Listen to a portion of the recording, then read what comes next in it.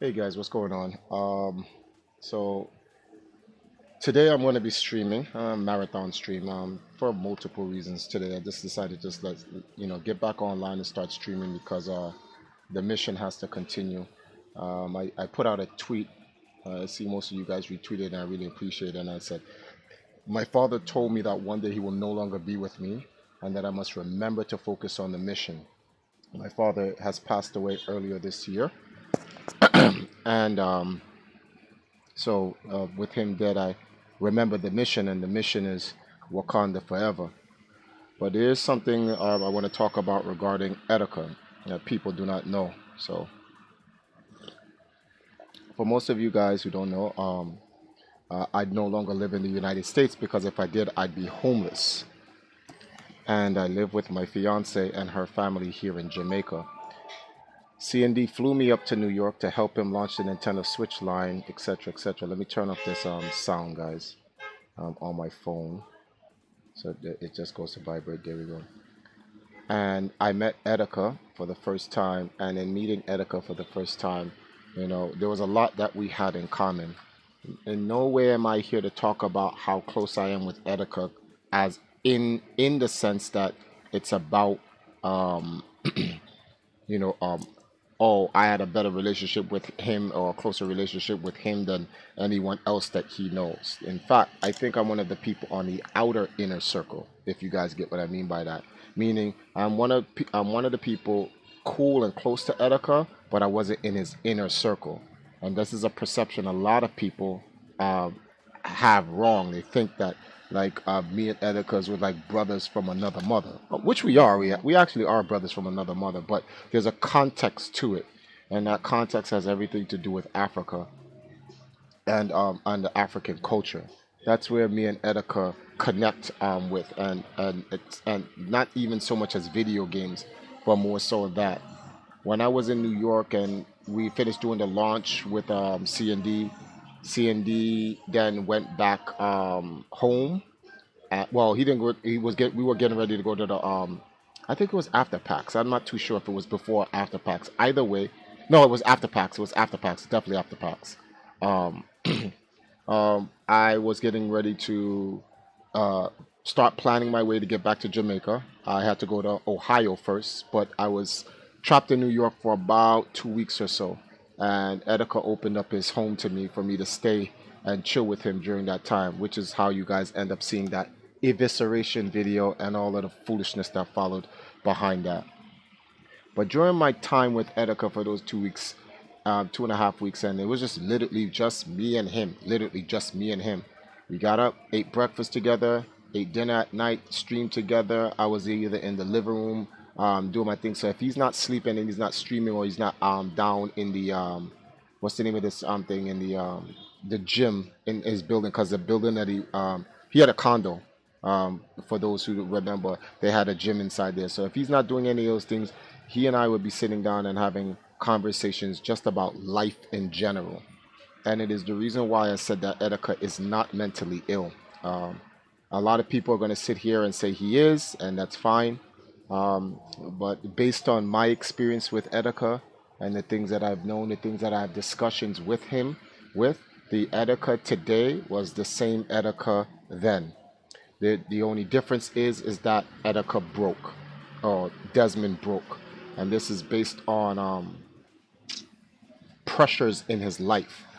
And what Etika needed were people who were who would be about his best interests, that would influence him to the right path, and that would also help him maintain the lifestyle he was trying to maintain because of his audience. Right now, when I say his audience, please do not think I'm talking about the majority of you guys. Joy-Con boys for life. I am not talking about the good people who support Etika. A lot of people want to misconstrue that. I do not know why. I am talking about the toxic Etika fans. You guys know who I'm talking about. It is self evident. You guys have been on the streams. The people who would pay Etika to drink 2000 proof alcohol or kill himself and do all of the crazy wild nonsense that he is known for. Those people, the people who would tweet to him um, pedophilic nonsense based on anime, a whole bunch of just degenerate uh, juvenile nonsense. Those people, those people have been a huge influence in Etica's life, and Etica has told me this himself. Etika has told me this himself. He told me he never wants to go back to being homeless. I know how Etika feels about that because I was once homeless. I just never went into a homeless shelter, but I did sleep in the street and Starbucks and McDonald's. And that's not too long ago, guys. That's kind of pretty recent. And he's like, he could never go back to that life, and he has to do everything to maintain the life he was at based on Etika, the Etika that you got, the modern Etika we know. Unfortunately, the in order for him to generate the revenue to maintain that life, he would have to continue the foolishness. That was the problem. And this foolishness, unfortunately, there were people telling Etika, I don't want me to segue into this point, but let me just segue into this point. For all the fans here who've ever come and say, TriForce, why don't you do X, Y, and Z with Etika? Why don't you do this with Etika? And you ever notice I've been always standoffish from answering that question? Well, let me answer that question now. Not that it matters, but it does bring closure, and it does open up things to like people who did not know. Etika couldn't do anything with me because there were people telling Etika, yo, don't deal with TriForce. TriForce is this, TriForce is that. He's a negative this, he's a negative that, and he's going to pull you down and whatever. That's why Etika says TriForce is the homie, but I can't do certain things with TriForce because it would alienate the people that were supporting him financially. So Etika had to make a choice. And I didn't hold that against Etika. Completely understand. For those who were with us during the Nintendo Switch anniversary, right? When it was me, Etika, C&D, and whatever, there was a time that I wanted to do a podcast with me, Etika, and C&D. And Etika had to pull me outside because I had asked him in public in front of people, yo, I want to do a podcast with you, C&D, etc. And Etika had to pull me outside, and he was like, yo, B, I told you, dogs, like, listen, I'm cool with you, TriForce, but yo, I can't be doing stuff with you in public, man. Like, I got my audience I got to protect, man. Yo, this is my lifestyle. And I said, all right, say no more, B. I completely understand. And that's why, it was the way it is. Etika was being pushed. The negative people in his audience were they did not really, oh, why'd I do that? They did not really support Etika, what was in Etika's best interest for Etika as a human being. A lot of these people were just in it for, like, listen, anyone that would threaten the entertainment that Etika was giving him in the style that they were giving him, their job was to get those people away from Etika, which if you look at it, Etika pushed away a lot of the people that told him, yo, dogs, you can't, yo, you got to chill with the streams, B, and whatever. And anyone who told Etika that, Etika pushed away. Why? Because this was Etika's way of making money. And he needed to do that, and he didn't need anyone influencing him positively about, toning it down or whatever, because at the end of the day, that was not paying his bills. These are the facts. And a lot of people don't know this. Ask any one of Etika's closest friends that, oops, that was a huge mistake. Ask any one of Etika's friends that actually was helping him. It would tell you the same. They all tried to temper him, but to no avail, because it's just people. And that's why I said it's a sickness. It's not Etika that has a mental issue. Etika was under peer pressure and validation. That's why I use that song from Eminem. People want to see if it's him, if it's true. So he was pressured, and there was a part of Etika that didn't want to do it. And that's why Etika said what he said in his video. He was too much of a coward to face it. especially because a lot of the lifestyle and the behavior he was living also helped push the problems that he was actually having. He was having a lot of personal problems. And when people go, oh, he was like he had a mental issue. No, man, like you don't have to have a lot of people go through hardships, especially living in New York City. I'm one of them. I go through a lot of mental issues, like in terms of like the pressures behind it, but it doesn't mean I'm psychotic or that I need psychiatric help. Sometimes I just need the right people in my corner. That's enough. Positive people who bring positive energy to me, and that will help me get out of the situation that I'm in. And in Empire Arcadia, I have people like that. Guys like Wes, guys like Robin, guys like Black Poldrin, guys like KDZ, guys like well, Jaxo's not an Empire, but I had a gaming family that when things were going bad, they grounded me and they kept the negative energies away from me so that I don't lose my crap. And that's what happened to Etika.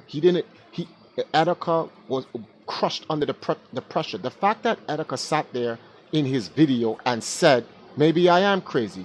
Well, you can't be, well, he didn't say maybe I am crazy. He said maybe I'm mentally ill. Well, you can't be mentally ill if you're questioning if you're mentally ill. You have to be sane to do that. You have to be conscious to do that. Number two, right?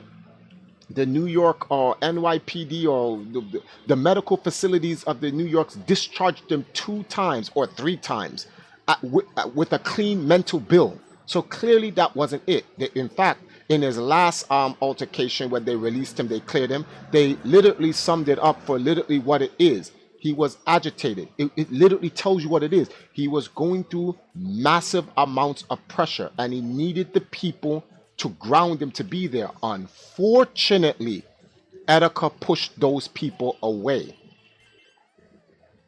That's the truth if you really want it. That's why I kept saying he's not. Now, for my video, people who wants to sit out there and say, oh, your video pushed Etika away. My video was a warning to people. Stop calling him crazy. Stop saying he's mentally ill because you will influence him to believe he's mentally ill, which will then drive him to do what he did. So when I said you guys drove him to it, you guys drove him to it. When he came out of the place with a clean mental bill of health, all he needed was a time to himself and to his family and to the positive people that was going to put him on track. That's all he needed, but he couldn't get that. And what he must have realized, and this is me speculating, was that there was no way out but to go out the way he did. In fact, that's literally what he said. That's literally what he said in his own video. Take the video to a psychologist and show it to a psychologist. The psychologists were like, yeah, pretty much. He's trying to find a way out and he couldn't. In order for him to find a way out, he would then have to spill the beans about all the mistakes he made, and he didn't have the courage to face up to some of these mistakes he made based on the peer pressure and the influence given to him by his negative part of his overall audience. That's why I messaged Etika, yo dogs, I want you to come with me to Africa. That I wanted to take him to Africa to get him away from all of the madness. The madness was turning him crazy. Especially when you have a bunch of people going out there, oh, Etika, we're doing this for your good. We know you have mental health. You guys don't understand what I'm saying? Let me break it down to you in layman's terms.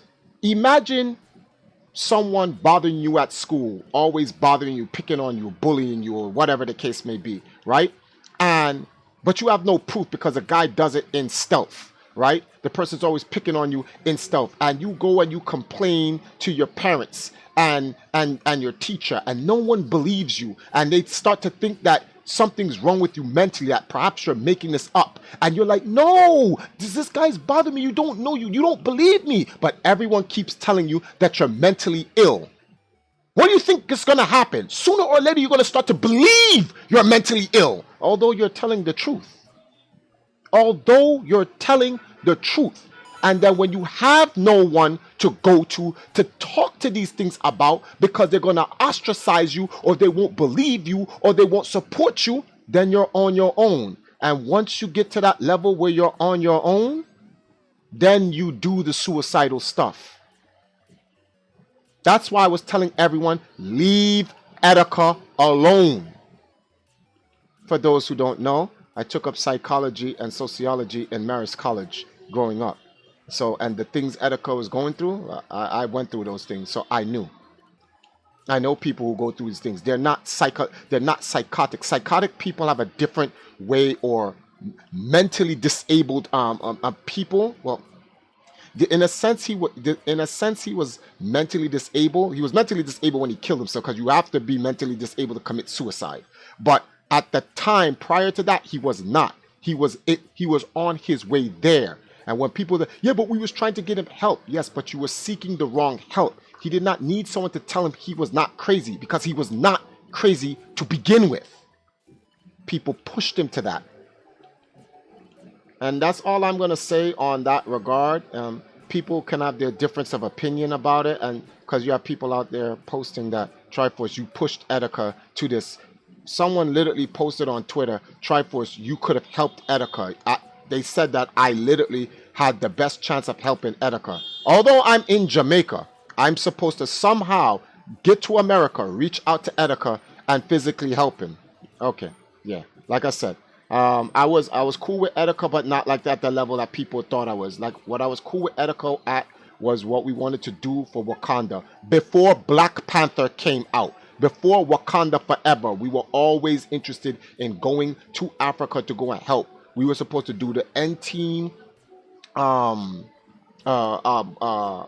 project, which consisted of myself, C&D, Abdallah, Nintendo Cade, Evelyn, and Mason Delfino. We were all supposed to come out to Jamaica and help feed the hungry out here. We were supposed to do a number of projects, but a lot of those guys could not do anything with me because of the negative people out there who go and say negative things about me, and tell those guys you don't want to deal with TriForce.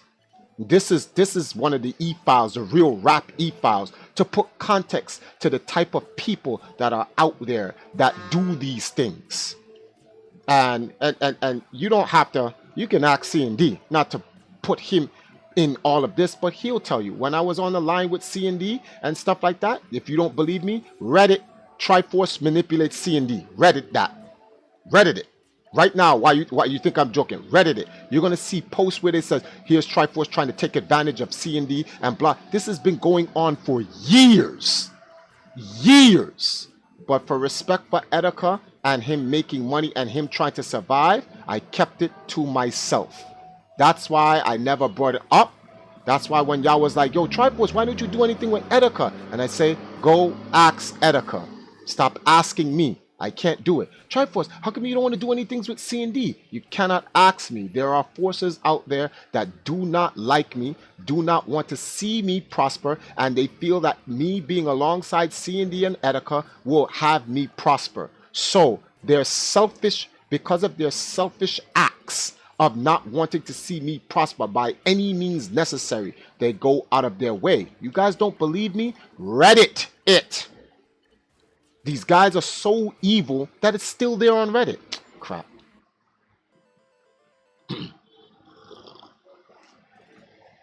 It's there. And like I said, I'm not blaming the Etika fan base for those people stupid enough to think that to believe I'm going to blame 1 million people. Like, are you people stupid? I'm talking about the negative individuals that are in him. So, I'm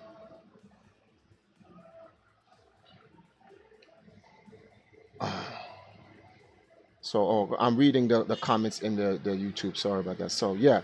So, all of these things is what really led to just me not being able to have a positive influence on Etika, as Etika has said it himself.